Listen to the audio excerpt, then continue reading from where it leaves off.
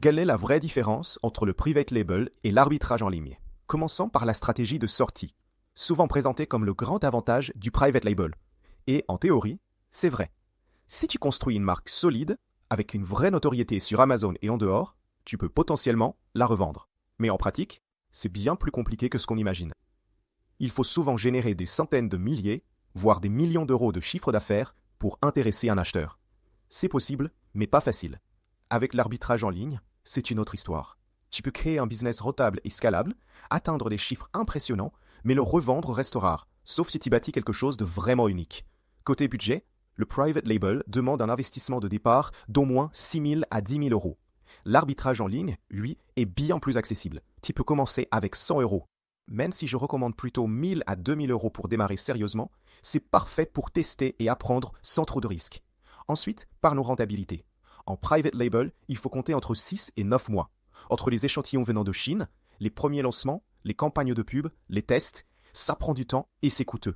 En arbitrage en ligne, tu peux être rentable en 2 semaines. Tu achètes des produits en magasin, tu les envoies à Amazon et les ventes démarrent vite. Et surtout, tu peux réagir rapidement. Si une méthode marche, tu l'appliques tout de suite à grande échelle. Côté risque, le private label est clairement plus risqué. Environ une marque sur 10 réussit. Tu peux tout faire comme il faut et quand même échouer. La réalité, c'est que la plupart échouent. Avec l'arbitrage en ligne, si tu es sérieux et régulier, tu as 99% de chances de gagner de l'argent. C'est beaucoup plus rassurant. La charge de travail est aussi différente. Le private label demande beaucoup d'efforts au début, puis des périodes plus calmes. Certains en profitent pour faire de l'arbitrage en ligne en parallèle.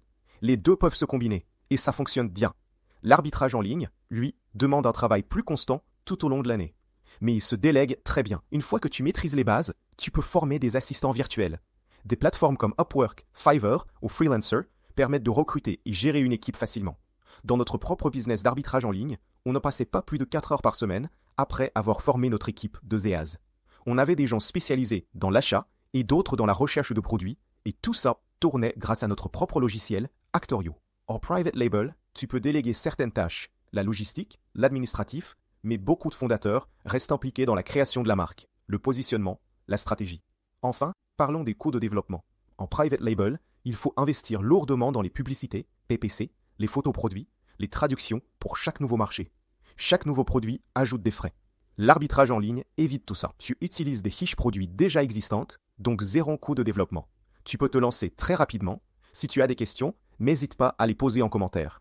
Et si tu as trouvé ça utile, pense à liker et t'abonner. Tu trouveras plus d'infos sur notre site actorio.com.